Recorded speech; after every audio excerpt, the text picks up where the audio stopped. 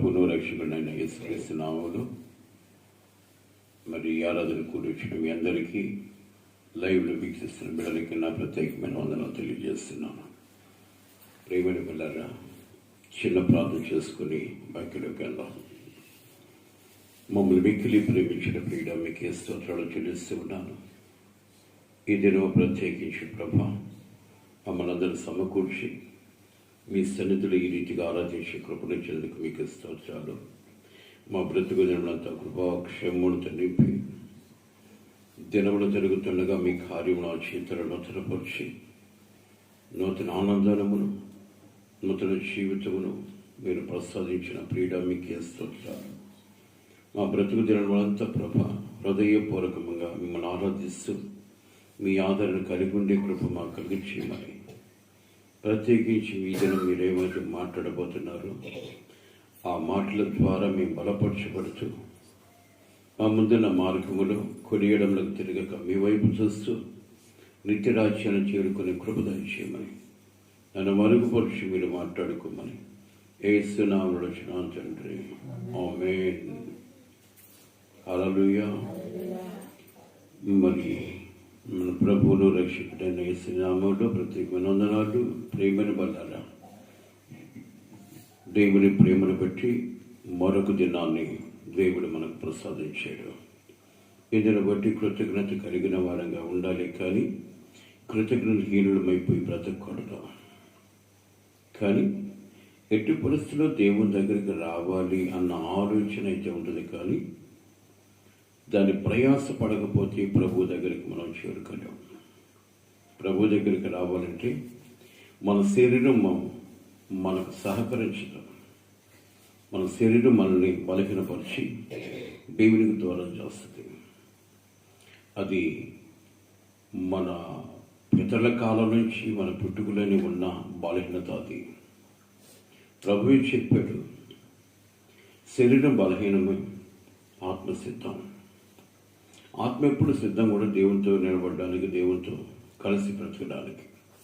కానీ ఈ ఆత్మ శరీరములో ఉంది కనుక ఈ శరీరం బలహీనత ఆత్మను కూడా బలహీనపరిచే స్థితిలోనికి నడిపిస్తుంది. కాబట్టి నువ్వెప్పుడైతే నీ శరీరాన్ని స్వాధీనపరుచుకుంటావో దేవునితో సహవాసం కలిగి ఉంటావు.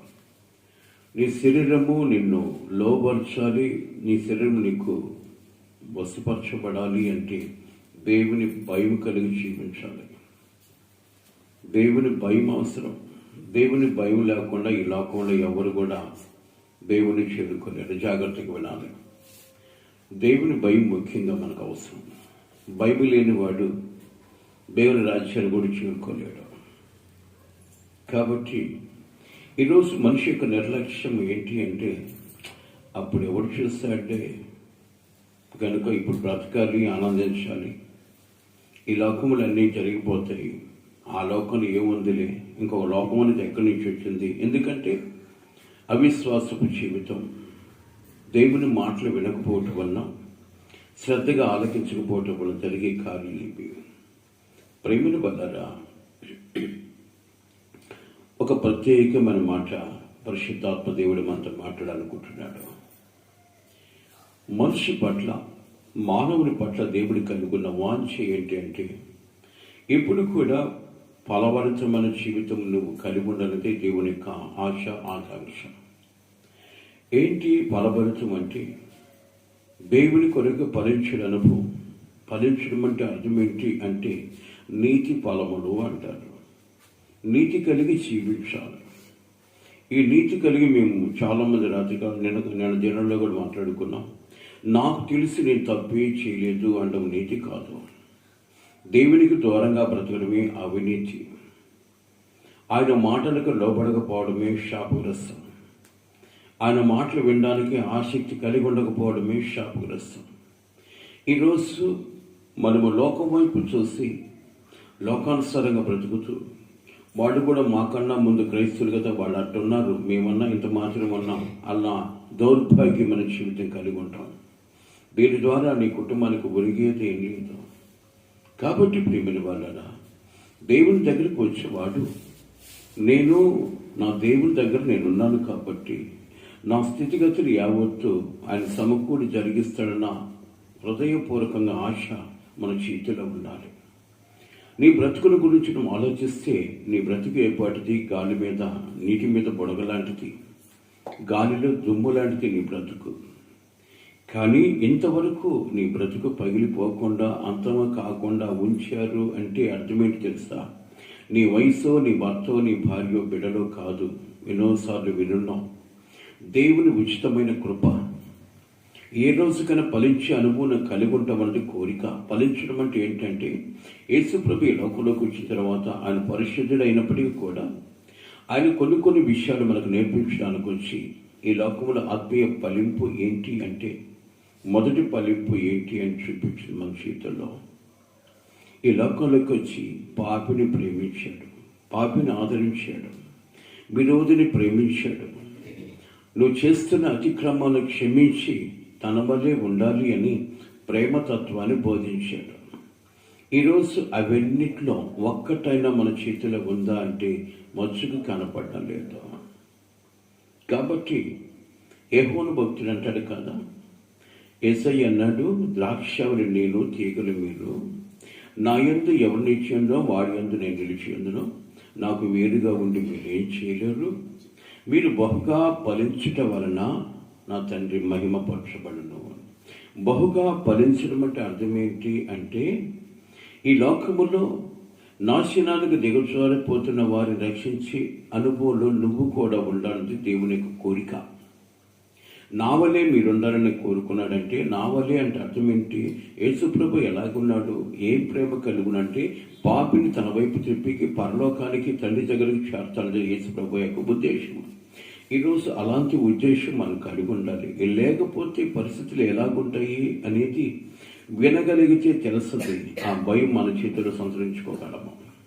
కాబట్టి ఫలభరితము అంటే ఏంటంటే, ఒక విషయాన్ని కలుగుతాం.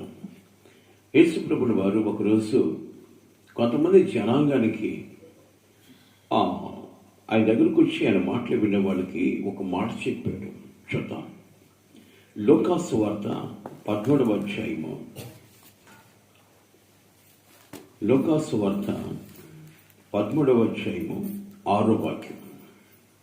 మరియు ఆయన వారితో ఈ ఉపమానము చెప్పెను. ఒక మనిషిని చాలా జాగ్రత్తగా ఏం చెప్తాడు చూద్దాం. ఉపమానం చెప్తున్నాడు మనుషులకి. ఒక మనిషిని ద్రాక్ష తోటలో అంజూరపు చెట్టు ఒకటి నాటబడి ఉండెను.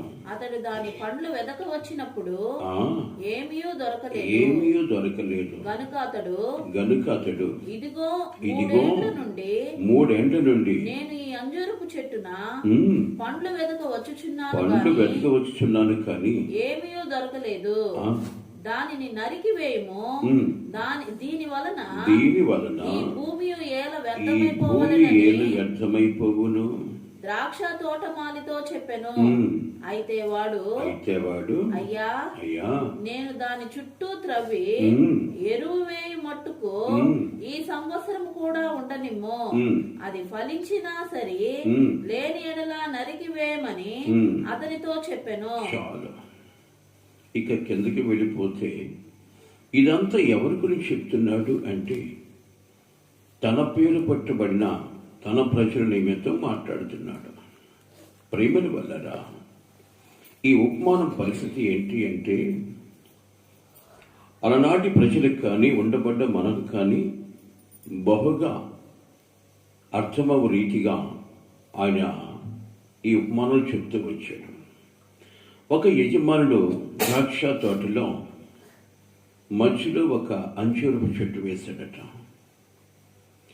అంజూరపు చెట్టు దేనికి వేసినట్లు ఆలోచించగలిగితే, అంజూరములో ఎప్పుడూ ఫలము లేని కాలం అనేది అంజూరపు చెట్టులో ఉండదట. అది ఏ టైంలో సరే దానిలో ఫలితము లేకుండా ఆ చెట్టు బ్రతకదు. కాబట్టి ఈ యజమానుడు అంజూరపు చెట్టు ఒకటి వేశాడు. తన ఫలము కొరకు ఆశించాడు. అది 3 ఏళ్ల నుంచి, అంటే 3 పరిపూర్ణత, 3 ఏళ్ల నుంచి ఆ ఫలములు వెతుకు వచ్చాడు. కానీ అది ఎంతకీ భయంకరంగా బలిచి ఉందే కానీ దాంట్లో బలమైతే లేదు. వెంటనే ఆ యజమానుడు తోటమాలితో అంటాడు, సహోదరుడా, ఈ తోటమాలి ఎవరు? దైవ సేవకుడు. యజమానుడు ఎవరు?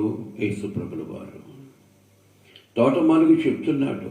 అలనాడు వాక్యాన్ని ఇక్కడ ఆపితే, ఇజ్రాయేలు ప్రజలు నడిచేస్తున్న కాలంలో ఇజ్రాయేలు ప్రజలు ఎప్పుడైతే సనుగుల సంశయాలతో బ్రతకడం ప్రారంభించాడో వెంటనే మోషేతో అంటాడు, నువ్వు ప్రక్కకు తప్పుకో, వీళ్ళందరూ నేను లేపేస్తా. అవసరం లేదు ఇలాంటి వారు. ఇన్ని వీళ్ళ జీవితాలు చేస్తూ ఉన్నా కూడా, ఇన్ని జరిగిస్తున్నా కూడా వీరు నా మాట వినని ప్రజలై ఉన్నారు కనుక వీళ్ళు బ్రతికి కూడా వ్యర్థమే. వీరు బ్రతికి కూడా వ్యర్థమే. ఇలాంటి వారు అవసరం లేదు. నా మాట విని నన్ను అనుసరించేవాడు నాకు అవసరమో. ఇది నా మాట కదండి. పరిశుద్ధ లేఖన భాగంలో ఐగుప్తు నుంచి విడిపించబడిన ఇశ్రాయేలు ప్రజల గురించి మాట్లాడుతున్నారు.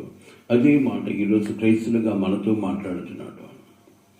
వారు ఆపద దినములలో నన్ను ఆదుకోమని అరుస్తున్నారే కానీ ఆపద తీరిన తర్వాత కృతజ్ఞత లేకుండా బ్రతుకుతూ ఉన్నారు. గనుక ఇట్లాంటి కృతజ్ఞత లేని వారు నాకు అవసరం లేదు. రోగం వచ్చినప్పుడు నా దగ్గరికి వస్తారు, ఏదైనా ఇబ్బంది కలిగినప్పుడు నా అవసరం కోరుకుంటారు. నా అవసరాలు తీరిన తర్వాత నన్ను తలపెట్టను కూడా తలచటం లేదు. ఇలాంటి వారు అవసరం లేదు. కాబట్టి మోషేను పక్కకు తప్పుకో, నేను వెళ్ళి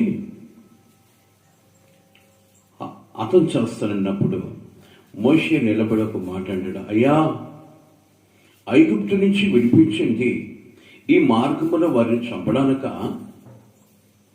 ఐగుప్తు నుంచి విడిపించింది మార్గంలో వీళ్ళని చంపడానక? వద్దు వద్దు, కాస్త ఆగని చేతులు చంపి ఒక మాట అంటాడు, ఒకవేళ వారు నీకు నచ్చకపోతే వారితో కూడా నన్ను కూడా చంపి, ఇంత దూరము భార్యని, బిడ్డల్ని, కుటుంబాన్ని విడిచిపెట్టి నీవే, నీ మాటే నాకు అవసరమని చెప్పేసి నీవు చెప్పిన మాటకు లోబడి నేను ఇంత దూరము వీళ్ళు నడిపించుకుంటూ వచ్చింది ఇక్కడ వాళ్ళని అంతం చేయడానిక? అయ్యా, నన్ను చంపి వారి మీద నువ్వు నీ కోపాగ్నిని చూసుకో, దయచేసి నన్ను దాటిపోవద్దని ఇప్పుడే చెప్పాడు. మోషే మీద ఉన్న ఆకాంక్ష, మోషే పడుతున్న ప్రయాస, మోషే చేస్తున్న విజ్ఞాపన యెహోవాని కదిలించింది. ఆయనున్న కోపాగ్ని చల్లార్చుకోవడానికి దేవుడు ఇష్టపడ్డాడు. చేతులు జోడిస్తున్నాను. ఈరోజు దేవుని మందిరానికి రావాలన్న బాధే, దేవుని సన్నిధికి వచ్చి దేవుని మాటలు వినడానికే బాధపడిపోతుంటాం. ఎందుకంటే మన శరీరాన్ని గురించి, మన యొక్క సుఖాన్ని గురించి మాట్లాడటమే కానీ ఈ లోకంలో నీవు నేను కోరుకునే సుఖం యావత్తు కూడా తాత్కాలికమైంది. భౌతిక సుఖాన్ని కోరుకుంటున్నామే కానీ ఆత్మీయ సుఖము యుగ యుగాలు దేవుని సన్నిధిలో ఉంది. ఈ లోకాన్ని విడిచిన తర్వాత నీ ఆత్మకి చావు లేదు గ్రహించగలిగితే, జ్ఞాన వివేచన కలిగి ఉంటే నీ ఆత్మకి చావు లేదని నువ్వు గ్రహించగలిగితే ఆ చావును తప్పించుకోవాలంటే దేవుని మాట నీకు అవసరమైనది. దేవుని స్తోత్రం. హల్లెలూయా. ఎంతకాలంగా దౌర్భాగ్యమైన జీవితాన్ని జీవిస్తుంటావో అర్థం కావట్లేదు. ప్రియమైన వల్లరా, మీ పాదాలకి నా హృదయపూర్వకమైన వందనాలు. ఎంతకాలంగా నువ్వు జీవించిన ఒక రోజు నువ్వు చావాల్సిందే. నువ్వు చస్తే ఎక్కడికి వెళతావో ఆలోచించాలి. గనుక ఈ లోకములో జీవించినంత కాలము దేవునికి ఇష్టకరంగా నువ్వు బ్రతకడానికి ఇష్టపడాలి కానీ నీ ఇష్టానుసారంగా బ్రతకడానికి కాదు. అలనాడు మోషే పలికిన పలుకు ఈరోజు ప్రతి సేవకుడు నిన్ను బట్టి నన్ను బట్టి మాట్లాడుతున్న మాట తెలుసా? అయ్యా, ఈ ఒక్కసారికి దయచేసి నా మాట విను. ఈ సంవత్సరం వరకు దీనికి పెట్టవలసిన ఎరువులు కానీ అన్నీ చేస్తాం. రేపటి సంవత్సరాలకి ఫలించకపోతే నీవు చెప్పినట్టుగా దీన్ని నరికేద్దాం. చూడండి ప్రియమైన వాళ్ళరా, నీ మాట చొప్పున రేపు సంవత్సరానికి దీన్ని నరికేద్దాం. ఈ ఒక్కసారికి దయచేసి నా మాట వినమని దైవ సేవకుడు ఈరోజు క్రైస్తవులు బట్టి విజ్ఞాపన చేస్తున్నాడు. ఎంతటి జ్ఞానం ఉందో అర్థం కావట్లేదు. ఈ రోజు వరకు నీ కుటుంబంలో నీ భర్త నీ భార్య సుఖభోగము కలిగి సంతోషంగా బ్రతుకులు సాగిస్తున్నారు. మరొక దినము బ్రతుకున్నావంటే కారణం ఏంటి తెలుసా? నీ ప్రార్థన కాదు. నీ కొరకు ప్రత్యేకించి అహర్నిశలు నిద్రహారాలు మాని నీ కొరకు ప్రార్థిస్తున్న దైవ సేవకుని మాట దేవుడు వింటున్నాడు గనక నువ్వు అనుకుంటున్నావు ఈరోజు నా బలము నా బలగమని. కాదు. ఆయన అంటాడు, యెరూషలేమా, నా కొరకు ప్రత్యేకించబడిన జనమా, నీ ప్రాకారం మీద కావలి వారిని ఉంచాను. వారి రేయైనా పగలైనా మౌనంగా ఉండరు. ఎందుకని అంటే వారికి ఇచ్చిన బాధ్యత వారు ఎరిగి బ్రతకడానికి ఇష్టపడతారు. ఈరోజు నీకంటూ ఒక బాధ్యత ఉంది. ఏంటి అంటే, తండ్రినైనా నా మాటకు లోబడి నా సన్నిధికి వచ్చి నా ప్రేమను పొంది నా రాజ్యమును తిరిగి నువ్వు చేరున్నట్లుగా నీకంటూ ఒక బాధ్యత మరచి బ్రతుకుతున్న నీ బ్రతుకు ఒకరోజు నరికివేయబడకుండా ఉన్నట్లు, ఒకరోజు నీవు నరికివేయబడుకున్నట్లు నా ప్రేమకి నువ్వు వసిపడాలి, లోపరచబడాలి. ఈ తోటమాలి చెప్తున్నాడు, అయ్యా ఈ సంవత్సరానికి కొనసాగయ్యా, ఇంతకాలంగా పెంచావు దాన్ని, ఫలము లేదని నరికివేయద్దు. అది ఫలించినట్లుగా బలమైన ఎరువు పెడతా. ఈరోజు బలమైన సందేశాన్ని అందిస్తున్నా నువ్వు బలపరచబడక బలహీనమైన దౌర్భాగ్యమైన జీవితం కలిగి ఉన్నావంటే దేవుని భయము మన బ్రతుకులు లేకపోవటం వల్ల. యెహోవా ఎందైన భయము ఆయనకి ఇంపైన సువాసన. అలాంటి సాక్ష్యం నీ బ్రతుకులో ఉండాలని ప్రభు పేరుట కోరుకుంటూ ఉన్నాను. ఎంతకాలంగా దౌర్భాగ్యం జీవిస్తాం, ఎంతకాలంగా మత్తు కలిగి బ్రతకడానికి ఇష్టపడతాం, ఎంతకాలంగా లోకాన్ని అపేక్షిస్తూ లోకములో ఉన్నదాన్ని సంపాదించుకొని నీ జీవితాన్ని పతనం చేసుకుంటావు. నీకేం కావాలో నీ తండ్రికి తెలుసు. నీకు తెలియదు ఒకటే, దేవుడు నాకు అవసరము. ఎన్నున్నా ఆయన లేకపోతే నేను ఒక రోజు ఈ లోకాన్ని విడిచినప్పుడు నా మార్గం ఏంటి అన్న ఆలోచన లేకుండా బ్రతుకుతూ ఉన్నాను.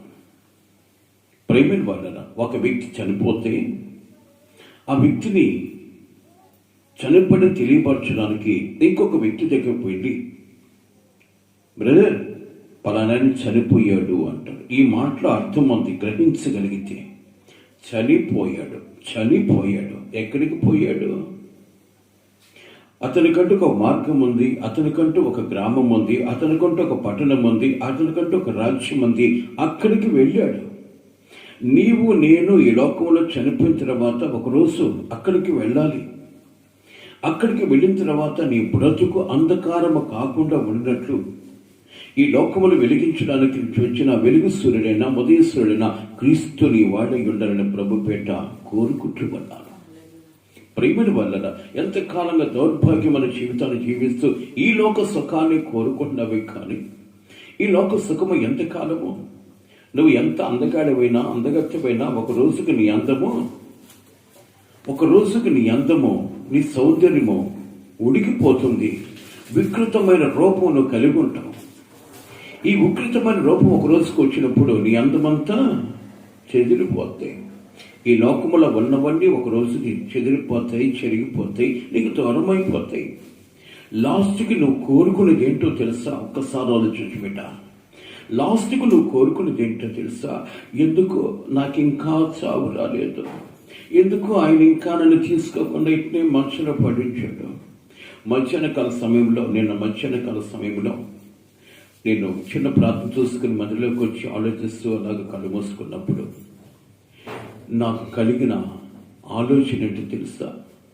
ఒక వ్యక్తి మంచాన పడ్డాడంటే ఇంకొకళ్ళు అంటారు, వీడు మంచులోనే అనుభవిస్తున్నాడు అంతా అంటారు. కానీ నేనైతే ఒక మాట చెప్తాను, నీవు పరిపక్వంలో నీకు రావడానికే ప్రభు ఈ కార్యాన్ని చేశాడు. దేవుని స్తోత్రం. నీవు పరిపక్వతలోనికి రావడానికి దేవుడు ఈ కార్యాన్ని చేశాడని ప్రభు పేట మనవి చేస్తున్నాను. నీవు మంచంలో పడి కుములుతూ ఉన్నప్పుడు, నీ వారే నిన్ను దూషిస్తూ ఉన్నప్పుడు, నీవు చేసిన అతిక్రమాలను బట్టి ఇవన్నీ జరుగుతానన్న ఇంగిత జ్ఞానము కలిగి దేవుని దగ్గర పశ్చాత్తాపడి దేవునికి వ్యతిరేకంగా బ్రతికిన గాలాన్ని నువ్వు జ్ఞాపకం చేసుకుని పశ్చాత్తాపము కలిగి పరిపూర్ణతలోకి వస్తావన్న ఆలోచనే. కానీ నీవేదో అనుభవిస్తున్నావు ఇంకొకటి గురించి ఇంకొకటి చెప్పుకోవడం కాదు. ప్రేమని వాళ్ళరా, అలాంటి అనుభవం నీ చేతిలో రాకుండా ఈ లోకములో జీవించినంత కాలము దేవునికి చేరుగా నువ్వు బ్రతకగలిగితే పరలోకాన్ని చేరుకోవడానికి పరిపక్వతలో ఉంటావు. ఆ పరిపక్వత నీ చేతులు లేనప్పుడు నేను కూడా కొట్టివేయబడతాం, నరికివేయబడతాం. ఆ యజమానుడు చెప్తున్నాడు, సహోదరుడా, తోటమాలి, ఈ చెట్టు వల్ల ఈ భూమి అంతా ఎలా నాశనమైపోవాలి? చెట్టు అయితే బలిసింది, విస్తరిస్తుంది. మనిషి శారీరక పరంగా బలుస్తున్నాడు, కానీ ఆత్మీయ ఫలము వాడి చేతులు లేదు. అట్టి వాడిని బట్టి దేవుడు వేదన చెబుతున్నాడు. ఈ లోకములకు ఇప్పుడు కాకపోతే ఇంకెప్పుడు సుఖపడేది? ఇప్పుడు అనుభవించకపోతే ఇంకెప్పుడు అనుభవించేది? పనికి మాలిన వ్యక్తులు, దయచేసి మీరు తిట్టుకున్నా నాకు బాధ లేదు. శారీరక సుఖానికి లోబడిపోయి ఈ టైంలో ఈ ఆరాధన ఏంటి? ఇప్పుడే కదా మంచిగా నిద్ర వచ్చేది, ఇప్పుడే కదా మంచిగా నిద్రపోయేది. నీ బతుకు తేడా. ఎంతకాలంగా దౌర్భాగ్యమైన జీవితాన్ని జీవిస్తూ దేవునికి వ్యతిరేకంగా బ్రతుకుతూ నీ బ్రతుకునేందుకు అంధకారం చేసుకుంటావు. ఈ లోకాన్ని అంధకారముతో విడిస్తే నీ బ్రతుకు అంధకారములు కాలాలు మారినా నీ బ్రతుకు మారదు. అగ్ని ఆరదు, నీ బ్రతుకు చల్లారదు. అలాంటి బ్రతుకు కాదు నీకు కావాల్సింది. నిజమైన బ్రతుకు ఉంది, అది యేసుతో బ్రతికే బ్రతుకు. దేవుని స్తోత్రం, హల్లెలూయా. ప్రేమను వల్లరా, ఏ స్థితి కలిగి నా బిడ్డ, నా హృదయపూర్వకంగా వదనాలు పెడుతున్న లైవ్లో చూస్తున్న బిడ్డలకి ప్రేమను వల్లరా, ఎంతకాలంగా దౌర్భాగ్యమైన జీవితాన్ని జీవిస్తూ దేవునికి దూరంగా బ్రతుకుతావు. దేవుడంటాడు, ఫలించిన ఈ చెట్టు నరికివేయండి. చెట్టు ఎవరు? ద్రాక్షావళి ప్రభు అన్నాడు, తీగల మనమై ఉన్నాం. ఫలించిన తీగలు నరికి అగ్నిలో పడవేయమన్నాడు. ఒక రోజుకి నేను అగ్నిలో పడవేయబడుకుంటున్నట్లు దేవుని కొరకు ఫలించిన అనుభవం కలిగి ఉన్నాను. ప్రభు పేట మనవి చేస్తున్నాను. ఎంతకాలంగా దౌర్భాగ్యమైన జీవితాన్ని జీవిస్తుంటాం. అయ్యా, ఈ ఒక్క సంవత్సరం ఆకు, దీనికి బలమైన ఎరువు నేను పెడతాను. దీని చుట్టూ నేను త్రవ్వి మంచి బలమైన ఎరువు పెట్టి ఇది ఇంకా ఎదిగి ఫలించినట్లుగా నేను ప్రయాసపడతాను. ఈరోజు ఒక దైవ సేవకుడు ఉపాసనలో దేని కొరకంటే నీ కుటుంబం ఫలభరితంగా మారడానికి దైవ సేవకుడు ప్రయాసపడతాడు. ప్రతిరోజు ఒక బలమైన వాక్యాన్ని నీకు అందించి నీ ఆత్మీయ బలము పొందినట్లుగా దైవ సేవకుడు ప్రయాసపడతాడు. ఈరోజు అనేక మంది క్రైస్తవులకి ఆలోచన కలగట్లేదు. ఎందుకు దైవ సేవకుడు ప్రయాసపడుతుండే ఒక్కడిగా ఒంటరిగా ఉంటూ ఎందుకు విలపిస్తూ ఉన్నాడు? ప్రేమని వలన నా ఒక్కడి కోసం ఇంత ప్రయాస నేను పడాల్సిన అవసరం లేదు. నాకు ఇచ్చిన బాధ్యత నా సంఘ బిడ్డల బాధ్యత. నీ కుటుంబంలో నీ భర్త, నీ భార్య క్షేమంగా ఉండాలన్నది ప్రతి దైవ సేవకుడి యొక్క బాధ్యత. ఈరోజు దైవ సేవకుడు కడుపు కట్టుకొని తన సుఖభోగాన్ని పక్కకు నెట్టి దేవుని కొరకు దేవుడిచ్చిన బాధ్యత రహితంగా బ్రతకడానికి దేవుని భయం కలిగి బ్రతుకుతున్నాడు. ఆ వ్యక్తి అంటాడు, ఇన్ని సంవత్సరాలుగా దాన్ని కాపాడుతూ వచ్చానయ్యా, అది నరికి వేయబడడానికి కాదు, ఈ సంవత్సరానికి ఆగు అంటాడు. ఒక యజమానుడు గమనించాలి. ఒక యజమానుడు ఒక చెట్టు నాటాడు. చెట్టు నాటిన తర్వాత ప్రతిరోజు దానికి నీరు పోస్తూ ఉన్నాడు. ఎంతకీ ఎదగట్లేదు ఆ చెట్టు, అలాగే ఉంది. ఒకరోజు ఆ యజమానుడు చెట్టు దగ్గరికి వచ్చి, దీనికి సంవత్సరాలు పెరిగిపోతున్నాయి కానీ దీని బ్రతుకులో ఎదుగుదల లేదు అని తెలిసి ఒక పొలుగు తీసుకొచ్చి చుట్టూ తవ్వుతున్నాడు. చుట్టూ తవ్వుతూ ఉంటాడు. ఎందుకో తెలుసా? ఎప్పుడైతే తన ఏళ్ళు సులువుగా ప్రాకుతాయో ఆ చెట్టు వెదగడానికి దానికి బలం వస్తుంది. ఈ త్రొగుతూ ఉన్నప్పుడు ఈ చెట్టు అనుకుందట, వేసినట్టు వేసాడు, రోజు నీళ్లు పోస్తూ ఉన్నాడు, బాగానే ఉంది, ఈరోజు ఎందుకు నన్ను పెడగిస్తున్నాడు, ఎందుకు పెగిలించేస్తున్నాడు అని ఆ చెట్టు అనుకుంటుందట. ఆ పరుగుతో త్రవ్వుతూ ఉన్నప్పుడు ఏళ్ళు తగిలినప్పుడు మూలుగుద్దట చెట్టు. జాగ్రత్తగా వినని మాట. ఆ చెట్టుకి ఏళ్ళకి ఈ పలుగు గడ్డపాలు తగిలినప్పుడు ఆ చెట్టు చాలా బాధపడదట, అయ్యో చంపేస్తున్నాడు అని చెప్పి. ప్రియమైన వాళ్ళారా, చుట్టూ త్రవ్వేసిన తర్వాత అదంతా చదువు చేసిన తర్వాత ఆ రాళ్ళు వేరే ఏదైనా ఆటంకాలని ఆ చెత్త అదంతా తీసేసి చుట్టూ చదువు చేసి మంచి ఎరువు పెట్టి నీళ్లు తీసుకొచ్చి పోసిన తర్వాత ఆ తృప్తిగా తన ఆహారం అందుకొని అనుకుంటుందట, నా యజమానుడు నన్ను పీకి వేయడానికి త్రొగుతున్నాడు అనుకున్నాను, కానీ నాలో బలం చూడడానికి ఎలాంటి కార్యం జరగాలని ఆలోచించిందంట. దేవుని స్తోత్రం. ఈరోజు మన కుటుంబంలో కొన్ని సమస్యలు కలిగినప్పుడు ఇవి ఏదో నీకు ఆపద కలిగించడానికో నీకు ఇబ్బంది చేయడానికో కాదు, కానీ నీవు బలపరచబడాలంటే ఈ సమస్యను బట్టి ఉపవసించి ప్రార్థించడానికి, దేవుడిలో బలంగా ఉండడానికి, ఆత్మీయ బలం పొందడానికి దేవుడు కృప చూపించాడన్న ఆలోచన ఎప్పుడైతే కలిగి ఉంటావో దేవునిలో బలభరితమైన జీవితం కలిగి ఉంటావు. దేవుని స్తోత్రం. హల్లెలూయా. సమస్య కలిగినప్పుడు, ఇబ్బంది కలిగినప్పుడు దేవుని నేరస్తులు చేయడమో, దైవ సేవకుడి మీద దూషించడమో, మరొకటి చేయడమో కాదు. ప్రేమైన వాళ్ళరా, ఎలాంటి దౌర్భాగ్య జీవితం కలిగి ఉన్నాం ఈరోజు క్రైస్తవులు ఆలోచించాలి. ప్రేమైన వాళ్ళరా, ఇప్పుడు ఉండబడే సంఘంలో, మన సంఘంలో కూడా ఎవరో అన్నారట, ఆయన గట్టిగా అరుస్తాడు, గద్దిస్తాడు. గద్దించడం అంటే అర్థం ఏంటి? నీలో ఉన్న బలహీనత పారిపోకపోతే నువ్వు బలహీనుడు అయిపోయి లోకంలో నుంచి బలహీనుడుగానే దేవుని దగ్గరికి వెళ్తావు. గద్దించినప్పుడు నీలో ఉన్న బలహీనత పారిపోవడానికి దేవుడు కృప చూపించి నీ పౌరుషంగా ప్రభు కొరకు బ్రతకడానికి ఇష్టపడతావు. ప్రేమను వల్లగా ఎక్కువసేపు టైం తీసుకుంటాడు, బోరు కొట్టేస్తున్నాడు, వాడి కూడా దరిద్రుడు, నాకు అర్థం కాల. దేవుడు ఈ మాట వాడికి వినిపించాలి. వాడు దరిద్రుడు అన్నాడట, టైం ఎక్కువైపోతుంది. దేవుని మాటలు వినగలిగిన వాడికి అది జింటి తేనెదారుల కన్నా మాధుర్యమ దేవుని మాటలు. దేవుని స్తోత్రం. వినగలిగిన వాడికి, వినకపోతే లోకాన్ని చూసేవాడికి దేవుని సన్నిధన్నా దేవుని మాటలన్నా చాలా వికారం కొడుతూ వాడు బ్రతికే వికారమైన బ్రతుకు గనక నీ బ్రతుకు అలాగా ఉండినట్లు సంవత్సరాలు జరుగుతూ ఉన్నా నేను ఇంకా నిలబెట్టున్నాడంటే కారణం ఏంటి తెలుసా?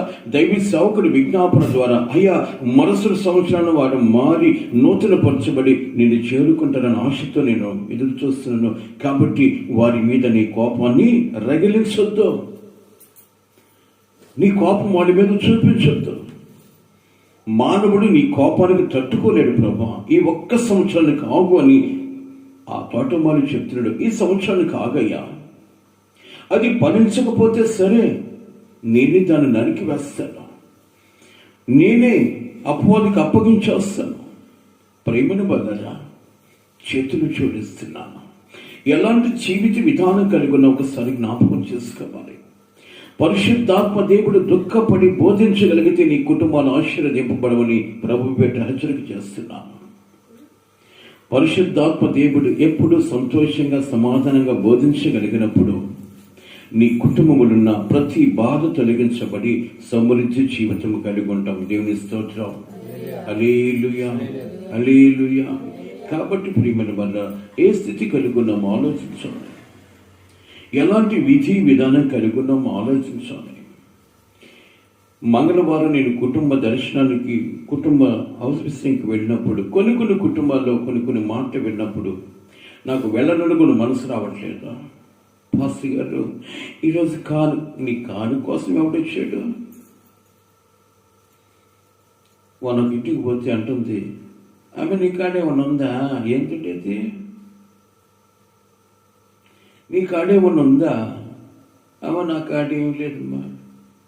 చూడండి ప్రియమైన వాళ్ళరా, దైవ సేవకుడు వచ్చి దేనికంటే నీ కుటుంబము కట్టబడి నీ కుటుంబం ఆశీర్వదించబడడానికి దైవ సేవకుడు ప్రయాసపడుతుంటే ఏంటి, నీ దగ్గర లేదని తెలుసు దేవుడికి, నీ దగ్గర లేని విధానం తెలుసు,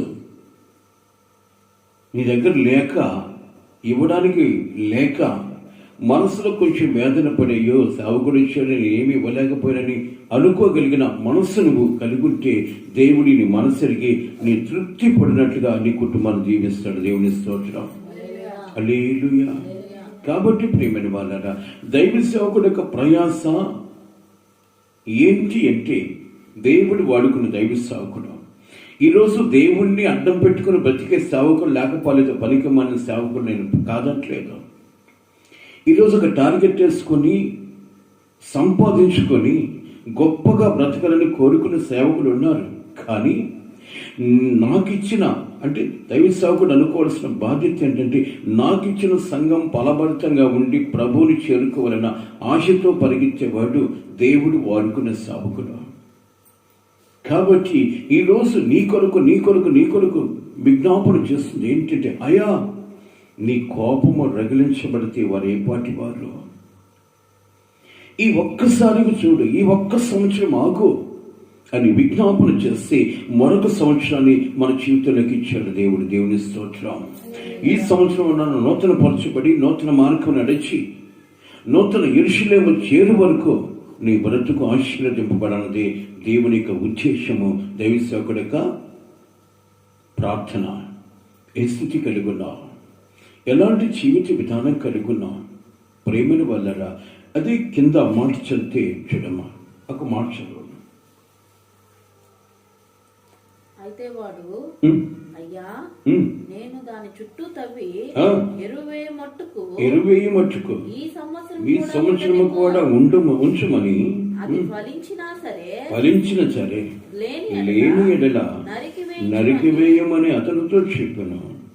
విశ్రాంతి దినమున చాలు ప్రేమను వల్లరా గమనించగలిగితే ఈ ఒక్క సంవత్సరం ఆగు అన్నాడు.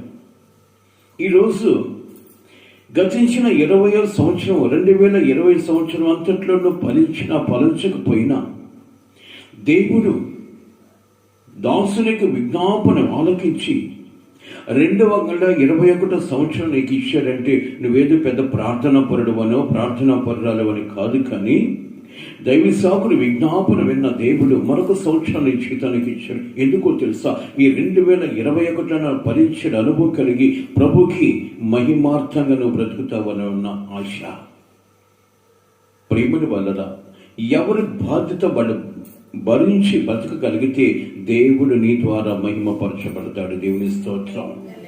మీరు బహుగా పరుషుల వలన తండ్రి మహిమపరచబడనని దేవుని వాక్యము సెలవిస్తుంది కనుక ఎట్టి జీవితం కలిగి ఉన్నాం ఆలోచించాలి.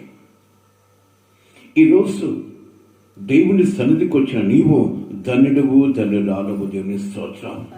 దేవుని మాటలు వినడానికి ప్రయాసపడ్డ నీ జీవితం ఫలభరితంగా మార్చబడను గాక. దేవుని స్తోత్రం.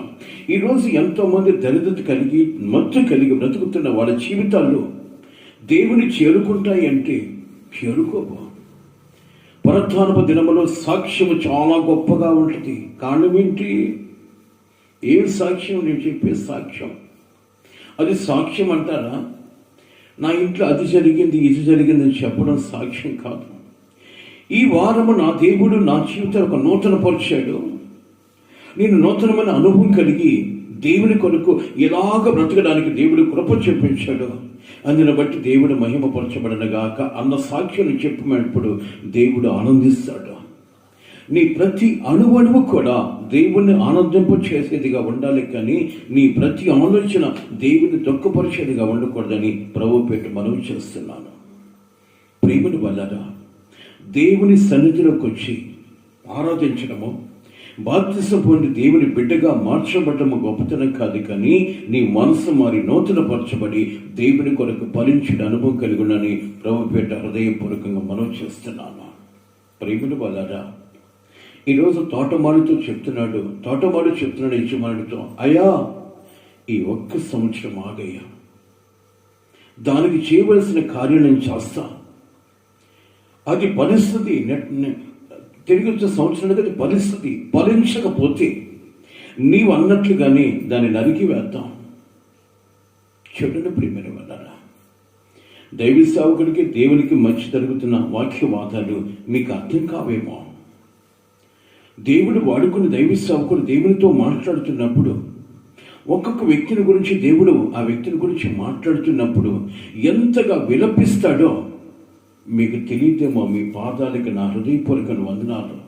ఈరోజు దైవ సేవకుడు పడుతున్న తపన దేని కొరకంటే తన భార్య తన బిడ్డల కొరకు కాదు, కానీ తన బాధ్యత కొరకు. ఏంటి ఆ బాధ్యత అంటే, ఈరోజు సంఘాన్ని ఇచ్చాడు, సంఘములో బిడ్డలు ఇచ్చాడు. దేని కొరకు తెలుసా? తన బిడ్డలు బలభరితంగా ఉంటూ ప్రభు అయిన నీ తండ్రిని దేవుని చేరుకోనదే దైవ సేవకుని యొక్క ఆశ. ఈరోజు దైవ సేవకుని యొక్క తపన, దైవ సేవకుని ఆలోచన ఎప్పుడైతే ఎదిగి బ్రతకడానికి ఇష్టపడతావో నీ జీవితం మారి నూతన పరచబడుతుంది. అట్టి కృప దేవుడు మనకు కలుగు చేయనుగాక. కలుగుతామా? చిన్న ప్రార్థన చేసుకుందాం. మమ్మల్ని మిక్కిలి ప్రేమించిన ప్రియుడ మీకే స్తోత్రాలు చెల్లిస్తూ ఉన్నాను. పరిశుద్ధాత్ముడా, మీరు వేదన పడితే మేము తట్టుకోలేమయ్యా.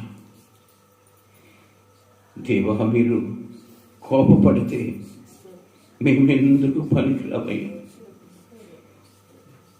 మీరు కోపపడడానికి మేమే పాటివారం ప్రభువా. ఈరోజు మిమ్మల్ని ఎరిగిన ప్రతి ఒక్కరూ ప్రభు,